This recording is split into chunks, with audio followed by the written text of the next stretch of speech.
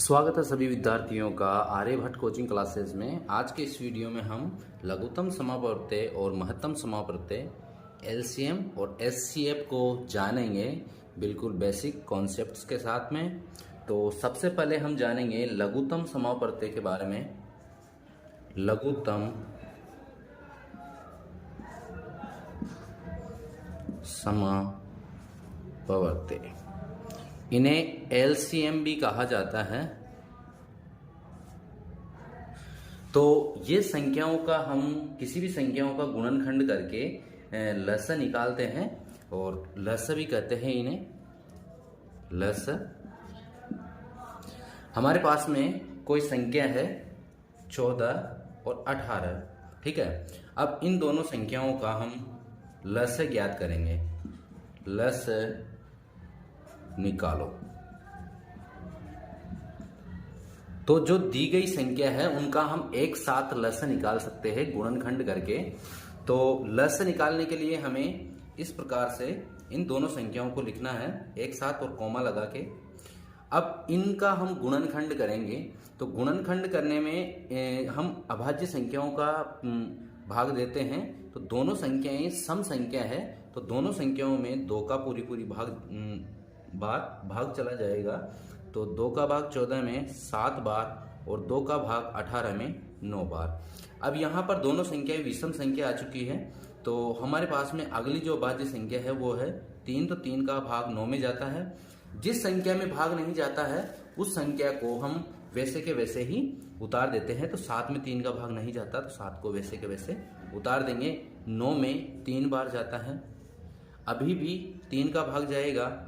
तो जिस संख्या में नहीं जाता उसको वापस उतार देते हैं और 3 में 1 बार। तो ये वाली संख्या तो पूर्णतः गुणनखंड हो चुका है इनका। तो उसके बाद में 7 क्या है, एक अभाज्य संख्या है। तो 7 में केवल 7 का ही भाग जाएगा। तो 7 में 1 बार और यहाँ पर 1। तो जब तक ये जो नीचे है भागफल 1-1 नहीं आ जाते, जब तक हम गुणनखंड करते हैं। उसके बाद में जो इनका लस होगा वो 14 और 18 के जो गुणनखंड आए हैं 2 गुणा 3 गुणा 3 गुणा 7, ये जो सारे गुणनखंड है हमारे पास में, इन सारे गुणनखंडों को हम एक साथ गुणनफल के रूप में गुणनखंड के रूप में लिख देते हैं। और जो इनका गुणनफल होगा वो हमारा लस होगा। तो 3 दूना 6 और 7 तिया 21। सबसे पहले यहां से गुणा करेंगे, 7 तिया 21 और 21 को हम 3 से गुणा कर देंगे। 21 दूना 21 थी 63 और 63 को हम 2 से गुणा करेंगे। तो 3 दूना 6 और 6 दूना 12। तो यहां पर हमारे पास में जो लस आया है 14 और 18 का लस 126 है। अब 126 वो छोटी से छोटी संख्या है जो 14 और 18 से पूर्णतः विभाजित है। लस जो आता है संख्याओं का, वो जिन संख्याओं का हमने लस लिया है 14 और 18 का लस लिया है, तो 14 और 18 से वो पूर्णतः क्या होती है, विभाजित होती है। तो ये हमने पहले बेसिक कॉन्सेप्ट के साथ में लस को निकालना सीखा है। ऐसे ही और सवाल लेते हैं। अगला सवाल है 9, 12 और 18 का लघुत्तम निकालो। तो सबसे पहले हम इन संख्याओं का गुणनखंड विधि द्वारा गुणनखंड करेंगे।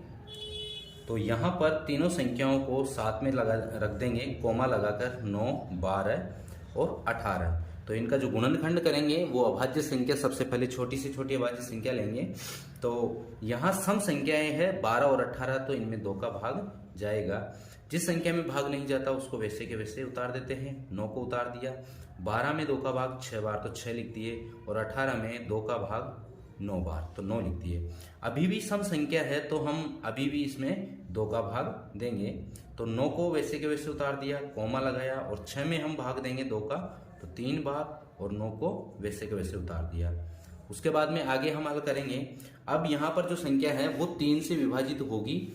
तो 3 का भाग देंगे। तो 9 में 3 का भाग 3 बार और 3 में 3 का भाग 1 बार। और यहाँ पर 3 का भाग 9 में 3 बार। अभी भी 3 से संख्या विभाजित हो रही है। तो 3 एकम 3, 1 और 1। यहाँ पर ये जो भागफल है गुणनखंड करते करते नीचे सभी 1 आ जाने चाहिए, ठीक है। यहाँ पर 1 आ चुका है। तो 1 आने के बाद में हमारा जो गुणनखंड है वो पूरा हो चुका है। अब इनको गुणनफल के रूप में लिखेंगे। गुणनखंड को 2 गुणा 2 गुणा 3 गुणा 3। 3 तिया 9, 9 दूना 18, 18 दूना 36। तो अपने पास में जो लस आया है 9, 12, 18 का जो लस आया है 9, 12 और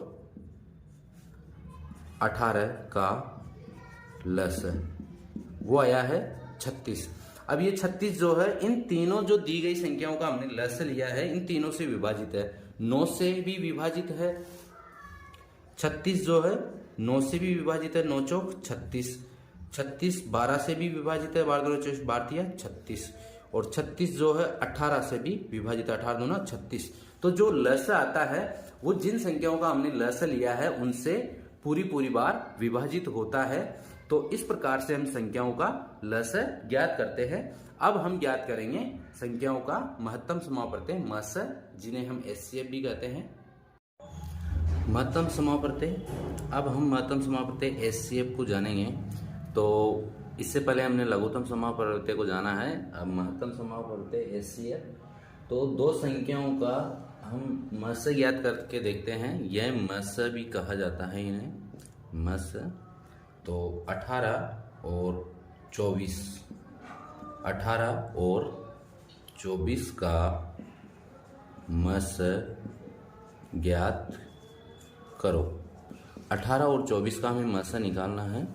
तो सबसे पहले मस में ये ध्यान रखना है कि जो संख्या दी गई है जिनका मस हम निकालेंगे उनका गुणनखंड अलग अलग लेंगे, ठीक है। लस में हम दी गई जो संख्या है उनका एक साथ ले लेते हैं, लेकिन मस में हम इनका अलग अलग गुणनखंड लेंगे। तो 18 का अलग गुणनखंड करेंगे और 24 का अलग से गुणनखंड करेंगे।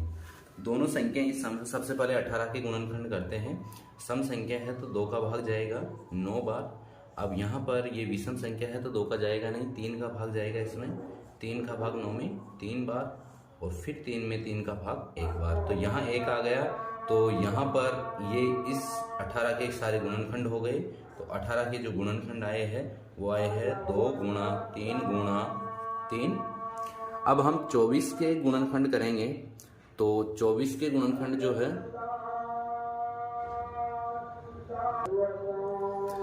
24 के जो गुणनखंड होंगे 2 का भाग देंगे 12 बार, 12 में 2 का भाग 6 बार, 6 में 2 का भाग 3 बार और 3 में 3 का भाग 1 बार। तो ये आए हमारे 24 के गुणनखंड। अब 18 और 24 के गुणनखंडों को एक साथ लिखते हैं हम 2 गुणा 2 गुणा 2 गुणा 3। अब मस से क्या होता है कि दोनों संख्याओं 18 और 24 का उभयनिष्ठ गुणनखंड होना चाहिए, कॉमन फैक्टर जिसको कहते हैं, कॉमन गुणनखंड होना चाहिए। तो इसमें से और इसमें से दोनों में से एक पेयर, तो ये हमारा हो गया, दोनों का 2-2 है।